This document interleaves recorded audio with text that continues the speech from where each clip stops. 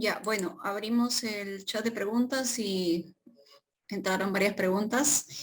Voy a empezar por la última, creo que más fácil. Y de manera salteada voy a ir viendo algunas preguntas para poder, o al menos cuáles son las más frecuentes para poder resolverlas. Bueno, si tenemos que resolver en otra fase, ya podemos ir resolviendo. Con respecto a la autoevaluación al final de los apuntes integrales, eso lo vamos a ir resolviendo en otras clases.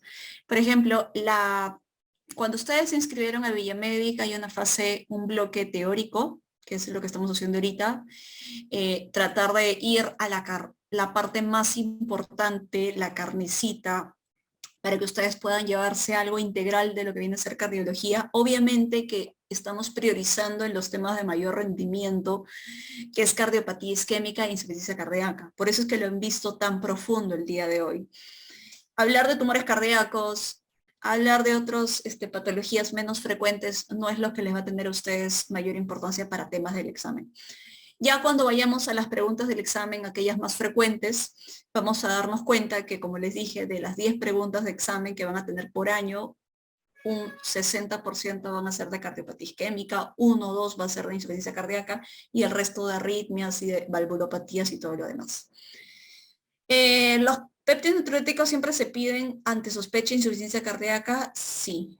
Los péptidos natriuréticos pueden estar elevados por cualquier otra causa, un tromboembolismo pulmonar, un paciente con un evento isquémico, pero un compromiso cerebral también, pero los péptidos natriuréticos se suelen pedir de manera específica más para el escenario de un paciente, por ejemplo, paciente con disnea que llega al área de emergencia.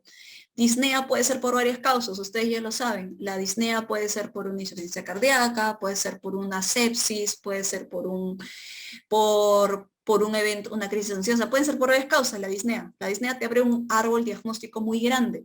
Si tú ese paciente con disnea aguda o disnea que lo lleva a requerir una atención de urgencia, le pides péptidos natriuréticos y los péptidos natriuréticos salen en 600, en 1000, en 2000, a mayor valor, mayor probabilidad que esta disnea sea por insuficiencia cardíaca. Y la placa de tórax muchas veces no va a ser suficientemente sensible, a diferencia de los péptidos natriuréticos. Muchas veces ustedes saben, le piden disnea, placa de tórax, uy, todo el mundo se queda mirando ahí la placa, 4 o 5 personas mirando la placa. Porque si no es una placa en edema agudo de pulmón o no es una placa típica de una injuria pulmonar o un foco neumónico, muchas veces la placa puede ser de baja sensibilidad y a veces este valor de péptidos natriuréticos pedido incluso en el área de emergencia puede tener valor diagnóstico para poder diferenciar. Vamos un poquito más arriba, a ver. El CKMB sigue siendo el método diagnóstico en el reinfarto. Muchos estudios todavía lo siguen, muchos libros de medicina como el CTO siguen utilizando el CPKMB para diagnóstico de reinfarto. ¿Por qué?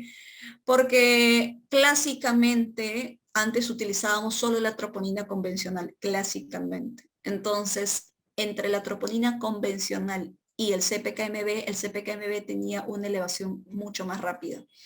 Ahora lo que vemos que con la troponina de alta sensibilidad, este tiempo de pico en el cual logramos un valor positivo es mucho más corto con las troponinas de alta sensibilidad. Por eso, ejemplo clásico, tenemos el paciente con infarto de miocardio. Cuando yo le pedía la troponina convencional, tenía que haber pasado 6 horas del inicio de los síntomas, porque si el paciente llegaba a la hora 2, no le iba a detectar el infarto de miocardio con la troponina convencional. Había un momento ciego.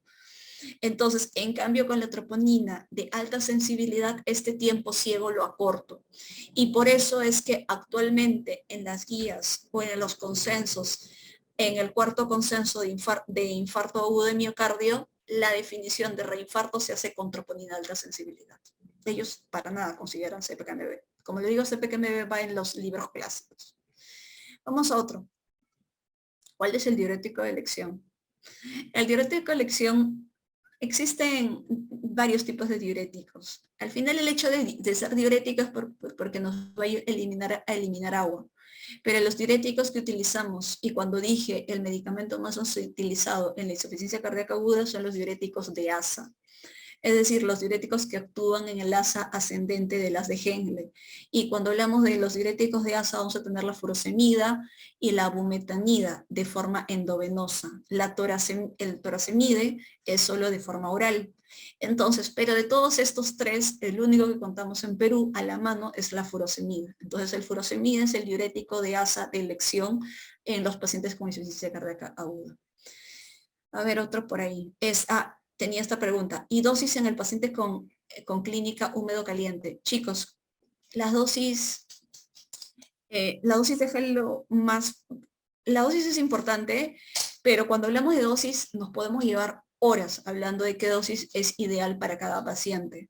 Cuando tenemos un paciente que no, y le pongo el ejemplo clásico, un paciente que no se conocía con insuficiencia cardíaca, que llega recién con un cuadro de insuficiencia cardíaca, no tiene enfermedad renal, es un paciente que posiblemente una dosis de 20 miligramos vaya a ser suficiente para que el paciente orine. 20 miligramos de furosemida endovenosa. Pero tenemos el otro escenario, un paciente que ya se conocía con insuficiencia cardíaca, que tiene una falla cardíaca avanzada, fracción de eyección del 20%, que ya es usuario de diuréticos de manera crónica por esta insuficiencia cardíaca que lo tiene 20%. Y que además tiene una enfermedad renal en estadio 4. Este paciente es un paciente que va a tener más resistencia diurética, que los 20 miligramos que le dieron al otro paciente no van a ser suficientes en este otro. Entonces, dosis ahorita es un poquito más complejo. Vamos a otro. ¿Cuál es la triada de la isquemia no es en la arteria derecha, es en el infarto de ventrículo derecho? Entonces, cuando tenemos infarto de ventrículo derecho es bien clásico encontrar tres cosas. Uno, que van a tener hipotensión. Dos, que vamos a tener campos pulmonares limpios, es decir, va a haber ausencia de crepitantes a nivel de la exploración pulmonar. Y tres, la incurgitación yugular positiva.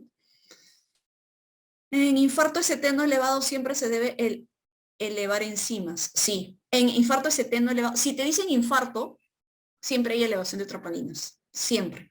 O sea, infarto es sinónimo de elevación de troponinas, ya sea CKMB, ya sea elevación de biomarcadores tipo troponina convencional, troponina de alta sensibilidad, va a haber elevación de troponinas. Entonces, si yo no encuentro elevación de troponinas es porque es una angina inestable.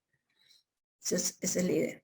Y obviamente en todos los pacientes con infarto ST elevado, como ya hablamos que el sustrato anatómico es oclusión total de la arteria, estamos diciendo que en ese paciente sí o sí se va a elevar las troponinas. Por eso en ese paciente que yo una vez detectado por el electrocardiograma el ST elevado, yo no tengo que decir, oigan, un ratito, vamos a tomarle las troponinas, esperamos 2 horitas y a ver si sale positiva. No, porque en ese paciente, una vez con el electro, como vieron en el algoritmo, yo ya decido qué tratamiento le voy a dar.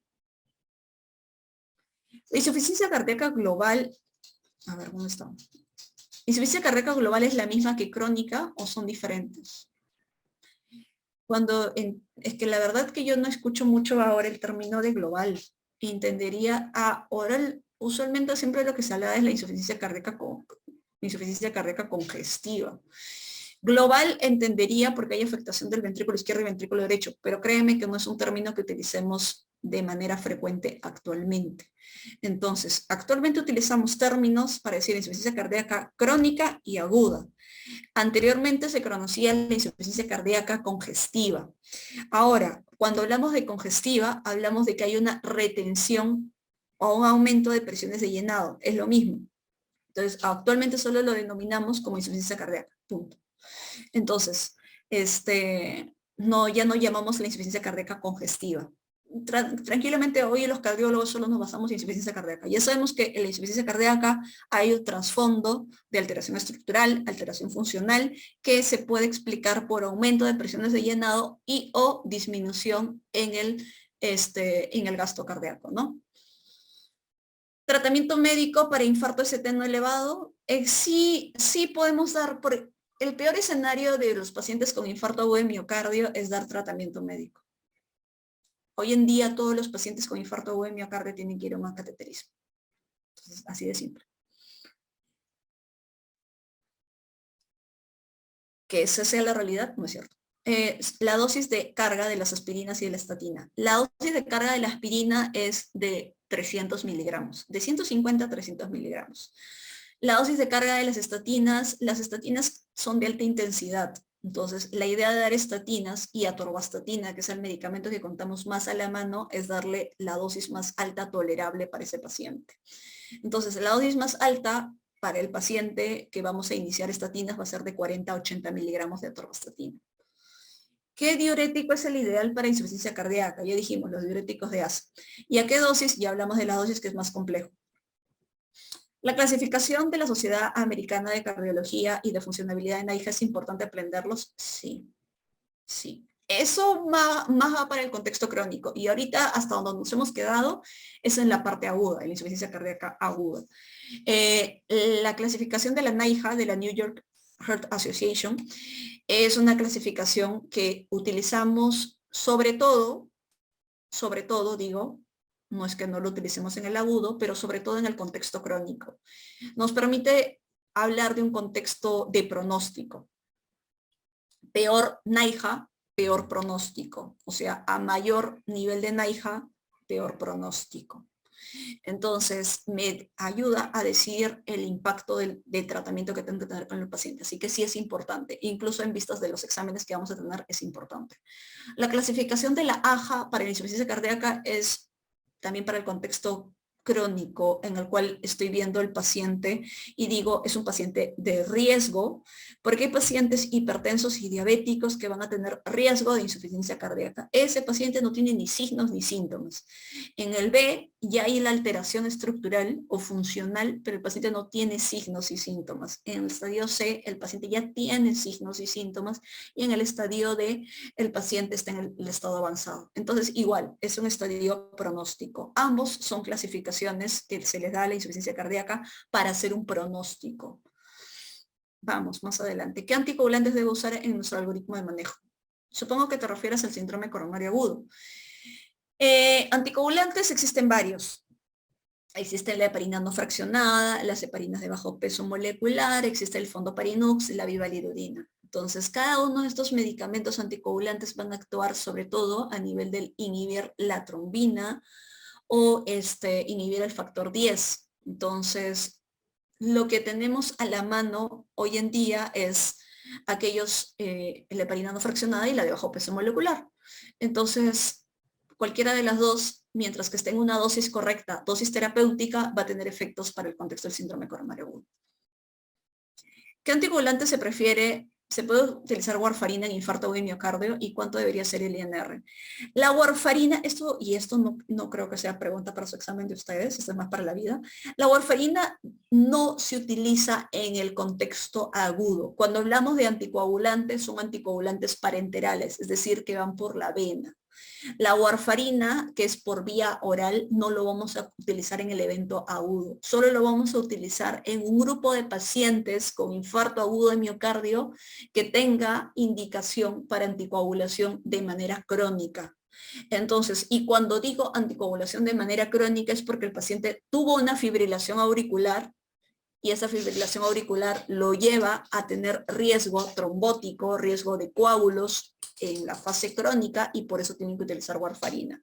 Pacientes que tengan trombo en el ventrículo izquierdo, que también es algo frecuente que podemos encontrar en infarto de miocardio, esos son los que van a utilizar warfarina. ¿Cuánto es el INR? De 2 a 3. Si la fibrinolisis no es exitosa, ¿en cuánto tiempo se debe trasladar al paciente por una angioplastía? Inmediato. Inmediato. Si lo trasladas en 30 minutos, bien. Si lo traslada en 15, bien. Inmediato. Apenas sepas en los 90 minutos que no es exitosa, el paciente tiene que ir a una angioplastía. En falla cardíaca aguda, ¿solo usamos diuréticos, vasopresores e inotrópicos? No. También podemos utilizar vasodilatadores endovenosos, como la nitroglicerina y el nitroprusiato.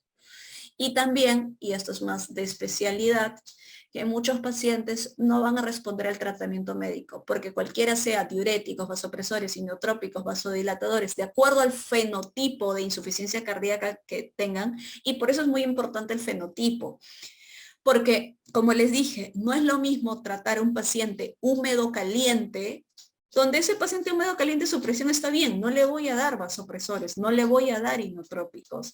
Me dedico a descongestionarlo, a bajarle la cantidad de sobrecarga de volumen que tiene. Entonces, si es un paciente chocado, ahí sí. Por eso ese fenotipo, muy aparte de identificar dónde estoy, me permite dar el tratamiento. Y no todos van a responder al tratamiento médico. Va a haber un grupo de pacientes que van a requerir un soporte ventricular. Pero esto ya es otra cosa. Un soporte ventricular es decir, si tiene una insuficiencia cardíaca que lo llevó a estos signos y síntomas y a este cuadro de descompensación, yo tengo que asistir al corazón, ya no con medicamentos, sino con alguna máquina. Y la más simple es el balón de contrapulsación. Efectos adversos del alteplasia y el sangrado. Y los vas a tener en las primeras 24 horas. Paciente húmedo también presente edema agudo de pulmón. Claro, los pacientes húmedos, y creo que con eso encontré, húmedo significa que retiene agua. Y si retengo agua, lo más frecuente es en el pulmón. Entonces, si es en el pulmón, el paciente va a tener disnea, ortopnea, disnea paroxística nocturna, crepitantes, edema agudo de pulmón, desaturando. Esa es la clínica de congestión pulmonar. Entonces, estos grupos de pacientes que están húmedos, el manejo de elección siempre van a ser los diuréticos. A la par podemos utilizar vasodilatadores endovenosos. La guía que toma en cuenta para el rango de FEBIS americano-europea. Al final hay una asociación americana de ecografía que toma el punto de corte, 52 y 54. 52 para varones, 54 para mujeres. Y esa es la que utiliza también la europea. O sea, no se rayen. ¿Qué tipo de anticoagulantes daríamos en los pacientes con CKCT elevado? Ya lo dije, existen 4. De los 4, solo 2 tenemos a nivel del Perú. Tenemos el heparina bajo peso molecular y el heparina no fraccionado. Esos son los que tenemos ahora.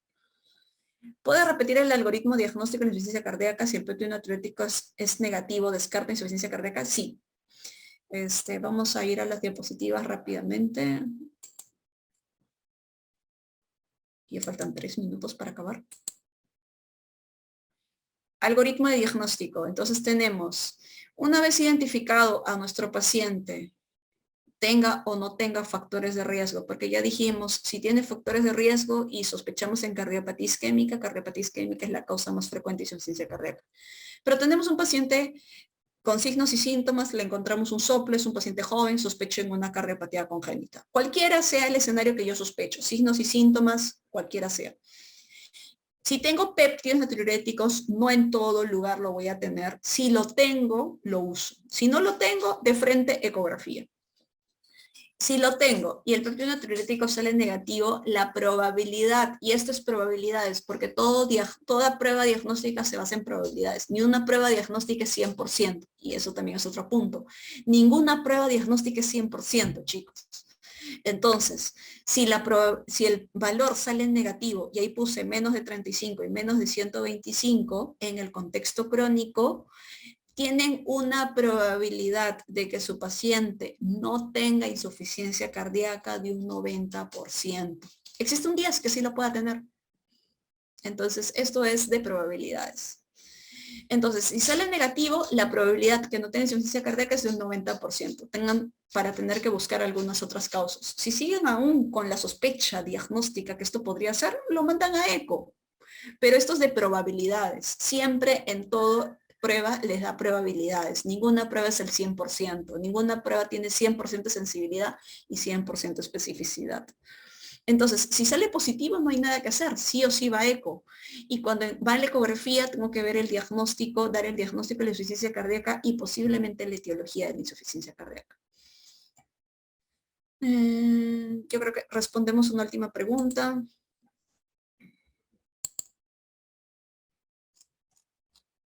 Vamos a ir más adelante. Ya vi lo de la coronaria derecha.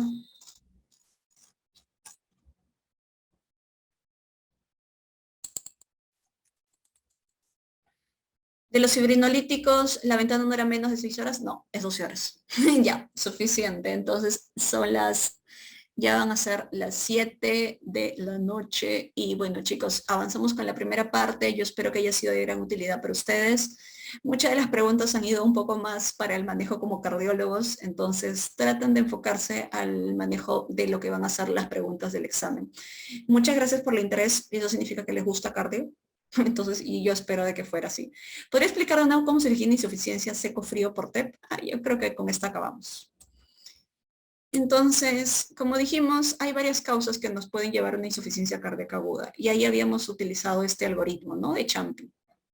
Entonces, porque así como el paciente para que llegue a este contexto agudo, tiene que haber tenido algo, ¿no? Una causa. Puede haber sido la progresión de su enfermedad, pero también tiene que preguntarse ya si no hay ninguno de estos componentes. Y dentro del TEP, y vamos a tener acá, y, acá está. Entonces, acá están las arterias pulmonar, existe un trombo a nivel de la arteria pulmonar. No va a pasar sangre hacia los pulmones, no va a haber sangre hacia los pulmones. Entonces, el ventrículo derecho lo que hace es tratar de bombear la sangre hacia los pulmones, pero va a encontrar un obstáculo. Este obstáculo que va a encontrar va a hacer de que el flujo sanguíneo a nivel del ventrículo izquierdo, el flujo en el ventrículo izquierdo sea bajo. De alguna forma el volumen sistólico eyectivo del ventrículo izquierdo va a ser disminuido. Por ende, vamos a tener síntomas de bajo gasto. Y por otro lado, vamos a tener que en este caso los pulmones van a estar normales, no van a tener, porque no reciben sangre. Entonces, los pulmones al final, si tienen hipoxemia, es porque no llegan los glóbulos rojos para poder recibir el oxígeno. El oxígeno está, pero no logra llegar hacia los glóbulos rojos y no logra llegar al ventrículo izquierdo para poder bombear al resto del tejido. Entonces, y de ahí este ventrículo derecho empieza a dilatarse. Se dilata porque está acumulando la sangre que no puede bombearla a la arteria pulmonar. Entonces, estos pacientes van a tener síntomas de frialdad por bajo gasto, por disminución del gasto cardíaco, porque no llega la sangre al ventrículo izquierdo, y van a estar secos porque la principal es que el pulmón no presenta síntomas de congestión. Entonces, y en este caso lo que van a presentar es dilatación o disfunción del ventrículo derecho. Muchos de ellos pueden tener ingurgitación yugular positiva por el tema de la disfunción del ventrículo derecho, hipotensión, la presión arterial va a estar baja porque no llega sangre al ventrículo izquierdo y pues en este contexto pudieran presentarse con síncope. Entonces, la causa más frecuente es que haya trombosis venosa profunda a nivel de los miembros inferiores. Y con eso acabamos. Muchísimas gracias, chicos, por su atención y nos vemos en la siguiente clase.